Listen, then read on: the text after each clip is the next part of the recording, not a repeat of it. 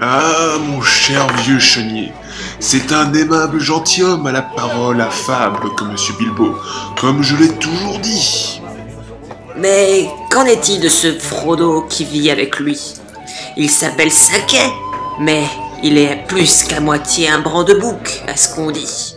Je ne comprends pas pourquoi un Saquet de Hobbitbourg irait chercher une femme là-bas, dans le pays de Bouc, où les gens sont si bizarres. Il n'y a rien d'étonnant à ce qu'il y soit, vu qu'ils habitent du mauvais côté de Brandevin, et tous contre la vieille forêt. C'est un sombre et mauvais endroit, si la moitié de ce qu'on rapporte est vrai.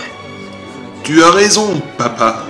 Non que les brandeboucs du pays de Bouc vivent dans la vieille forêt, mais c'est une drôle de lignée apparemment.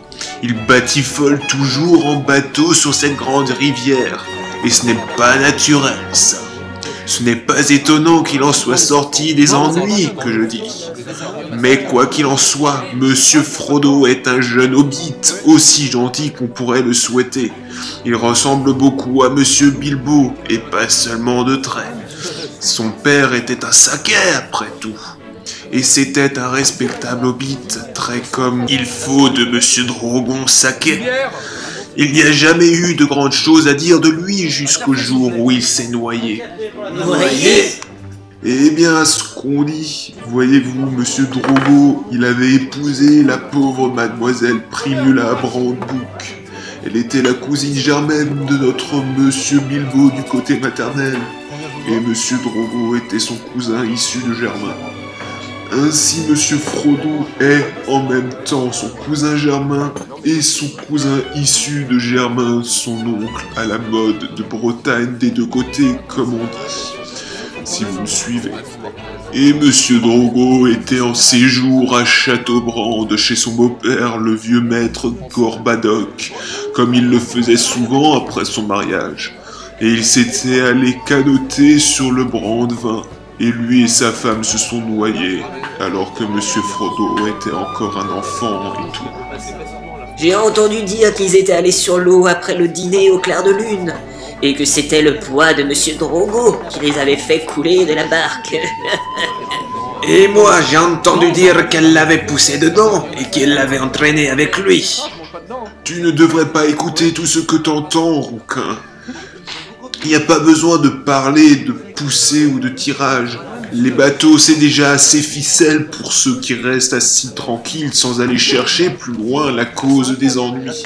En tout cas, il y avait ce Monsieur Frodo resté orphelin et échoué, comme qui dirait parmi ces bizarres gens du pays de Bouc, élevé en tout cas au Châteaubrand. Une vraie lapinière de tout point de vue. Le vieux maître Gorbadoc n'avait jamais moins de 200 de parents chez lui. Monsieur Bilbo n'a jamais fait meilleure action qu'en ramenant le gamin vivre parmi les gens normaux. Mais j'ai dans l'idée que ça a été un coup dur pour ces Saquets de besace. Ils pensaient qu'ils allaient avoir cul-de-sac la fois où il est parti et où on l'avait tous cru mort. Et le voilà qui revient et les revoit. Il continue à vivre sans jamais paraître d'un jour plus vieux. Dieu le bénisse. Et tout d'un coup, il sort un héritier et il fait proprement établir tous les papiers. Les Saquets de besace ne verront jamais l'intérieur de cul-de-sac. À présent, où il faut espérer. Il y a un gentil petit magot serré là-haut que j'ai entendu raconter. Tout le haut de votre colline est truffé de galeries remplies de coffres d'or et d'argent et de joyaux de malice. Eh bien, vous avez entendu plus que je ne pourrais la garantir. Je ne sais rien de joyaux. Monsieur Bilbo ne regarde pas à l'argent et il ne paraît pas en manquer. Mais je n'ai pas connaissance du creusement de galeries. J'ai vu Monsieur Bilbo quand il est revenu il y a à peu près 60 ans, alors que j'étais gosse. Il n'y avait pas longtemps que j'étais en apprentissage chez le vieux Troglon, mais il m'a fait monter un cul-de-sac pour l'aider à empêcher les gens de se balader partout et de tout piétiner dans le jardin pendant la vente. Et au milieu de tout ça, voilà Monsieur Bilbo qui monte la colline avec un poney et d'énormes sacs et 2 coffres. Je ne doute pas qu'ils étaient remplis de la plus grande part de trésors qu'il avait ramassés à l'étranger. où il y a des montagnes d'or, qu'on dit. Mais il n'y avait pas de quoi remplir des galeries. En tout cas, mon gars Sam doit en savoir plus long là-dessus. Il est tout le temps fourré à cul-de-sac. Il est fou des histoires de l'ancien temps et il écoute tous les récits de Monsieur Bilbo. Ah, mais il est bien probable qu'il a ajouté à ce qu'il avait d'abord rapporté.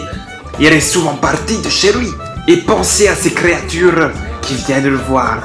Des nains qui viennent à la nuit et ce vieux magicien errant, Gandalf. Et tout ça, vous me diriez ce que vous voudrez, l'ancien. Mais Cul-de-sac est un endroit bizarre et ses habitants sont bizarres.